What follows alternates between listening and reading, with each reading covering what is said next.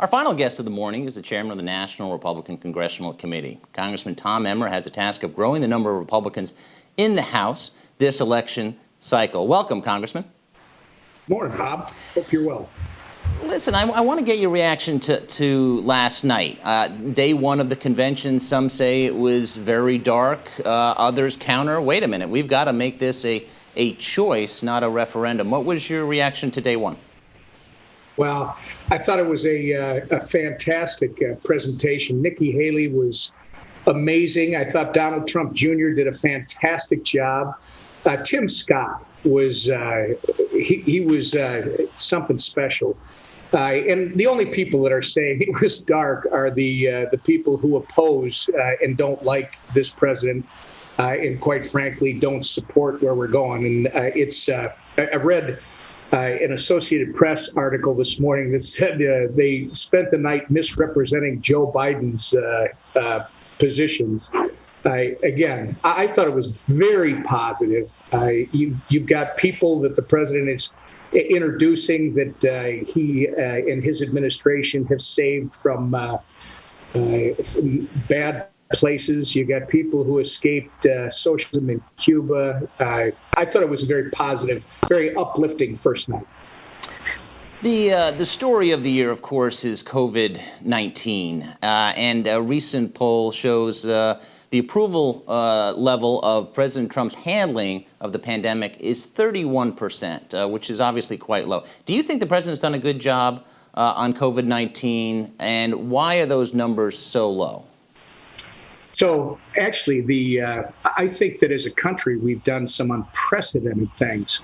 I'm very impressed by the administration leading in, making sure that when there was a shortage of ventilators across the country, they made sure that there were more than enough ventilators. Nobody was ever denied any of that.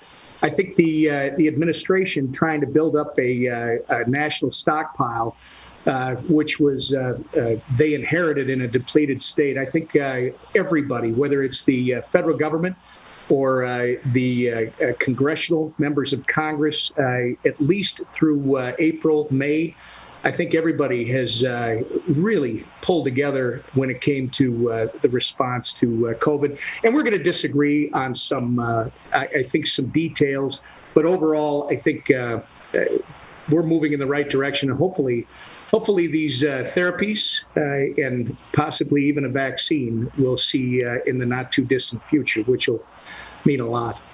In December, you cited impeachment and said that Democrats are going to lose their majority. In January, you said this is going to be the first time in a two-year presidential cycle since 1952 that the House will flip. Are you sticking by that prediction that the House is going to flip? Because independent handicappers say there's very little chance of that. Yeah, I am, Bob. Look, the House Democrats failed to keep the promises they made to voters in 2018, and that's why they're going to lose. I mean, they were out there basically running as moderate Republicans, and they've done none of the things that they promised to do. This time, rather than just run on a resume, run on a biography, they have to run on their record. And that record is not good, and they are going to lose their majority because of it. I'll just give you an example. In California's 25th district, the suburbs of Los Angeles, perfect example. The experts said that was not going to flip. That was going to stay a Democrat seat. And boy, this is a seat that Hillary Clinton won by 7 points back in 2016. The disgraced Democrat who had to resign last November had won it in the fall of 2018 by 9 points. We have a first-generation Hispanic American, Mike Garcia, who won it by 10 points in May.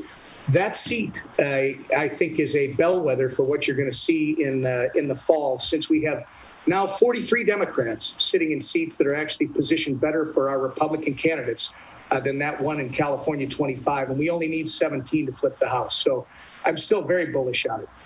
There are two controversial Republican nominees who support QAnon, a conspiracy theory.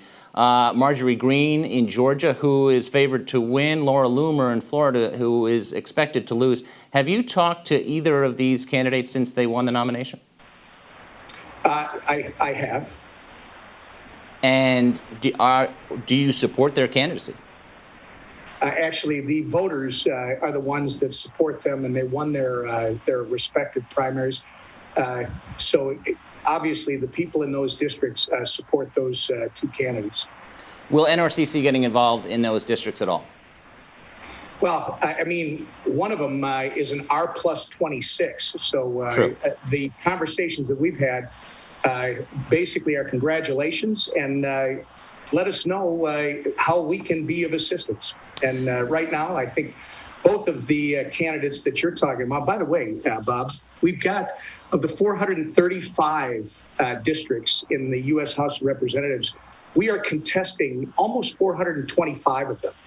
We've got a record number of women running for the House as Republicans. These are great women. Women like Beth Van Dyne, who was the former mayor of Irving, Texas. Nancy Mace in South Carolina won, who was the first woman to attend and graduate from the Citadel.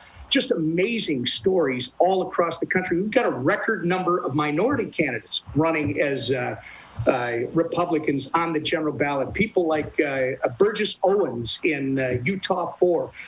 Burgess Owens, our polling right after the primary shows that Burgess Owens already is the favored candidate in that district.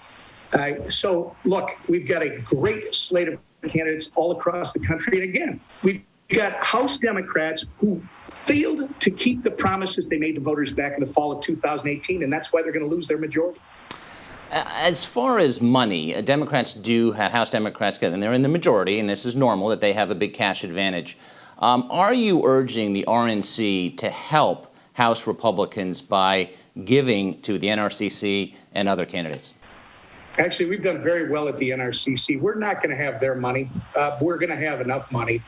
Our digital operation is breaking all kinds of records. We had our first $1 million day at the NRCC the last day of June.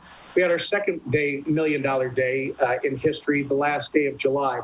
Our digital program now funds everything at the NRCC so that all the money we raise outside of that actually goes to races to make sure that we can get across the finish line and win back a majority. So while they're going to have more money, I anticipate we're going to have enough money to do what we need to do. And when it comes to the RNC, it's the Trump campaign, it's the RNC, it's the NRSC, and the NRCC. I would suggest that never before have these entities worked in more alignment than they have over the past year and a half. And I expect that to continue into the fall when we're going to not only reelect Donald J. Trump for 4 more years, we're going to hold our majority in the U.S. Senate, and we're going to flip the House, as you pointed out, for the first time in a 2-year presidential cycle since 1952. Congressman, mail-in ballots has been a big issue. President Trump is very concerned about mail-in ballots, but Senator Tim Scott said this morning the mail-in ballots are just going to be fine, and kind of downplayed the issue. Where do you fall on mail-in ballots? Well, when you look around at the results that we've had so far, you need to be very careful about vote by mail. We can't have elections taking over a month to decide, like we saw for the primaries in New York, and we can't have dead people voting like we've seen in some of these other vote-by-mail primaries. I mean, in New Jersey, a judge ordered an entire new election because of a vote-by-mail fraud issue. President Trump and Republicans are rightly highlighting the irregularities that vote-by-mail can present. There's nothing more important to our democracy than our electoral process, and that's why Republicans are going to make sure that we get this thing right. So I agree with Tim Scott, but I also agree that we need to be very vigilant, make sure that we don't have these irregularities. The battleground for the House, as it was in 2018, is in large part suburban women. Right now, certainly the president's numbers with suburban women are not very good. The suburban women helped Nancy Pelosi become Speaker again. How in the next 70 days are you going to turn some of these numbers around so you can win back control of the lower chamber? Well, the numbers that you're looking at, Bob, are most likely from the same people that were predicting Hillary Clinton in the landslide just 4 years ago. When you've got 2/3 of Americans who do not want to tell you where they're at politically, I don't know how you can rely on this stuff. I tell you, in Minnesota, there are 3 polls in the last month that show the presidential race within the margin of error. And in fact, the last one showed it's tied.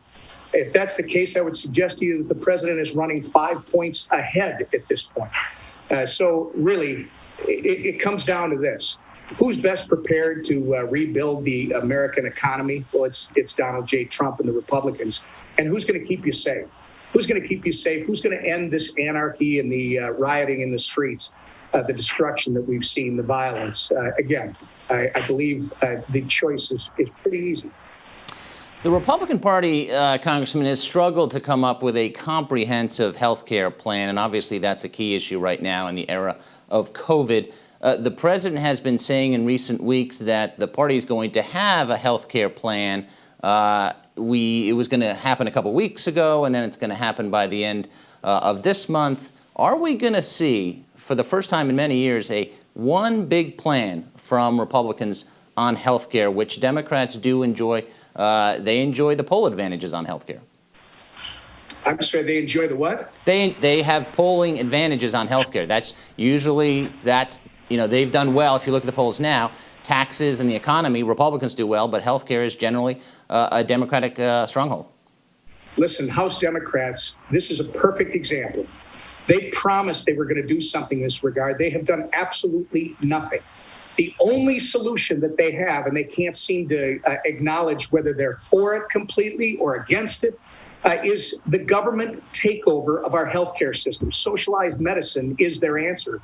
If you talk to Bernie Sanders, if you talk to others on the other side of the aisle. Aside from that, they have offered nothing in the last 2 years, which, again, is why they're going to lose their majority in the House. They made these promises. They failed to keep them.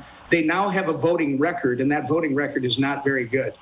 But will we see more specifics from your party on health care? Listen, this is going to be a choice when we get to November. Republicans have always, I disagree with your premise, put out a choice when it comes to health care. What we want to do is empower the states once again to create the offerings, the rules that are most appropriate to their citizens. Look, we were doing a great job in Minnesota before Obamacare was passed. We had 96% of all our citizens had access to health insurance. Those that didn't was mostly because they chose not to access it. And by the way, we had a program to protect people with pre-existing conditions. Republicans have been for this from day one. Let's put the power in the hands of the citizen, of the American people, to make the decisions they believe are best for their health care. We can do that. We've done it before. Remember, the previous president said if you like your doctor, you can keep them, and that was not accurate. That was, in fact, not true. Congressman, thank you for joining us. Really enjoyed the discussion. Thank you.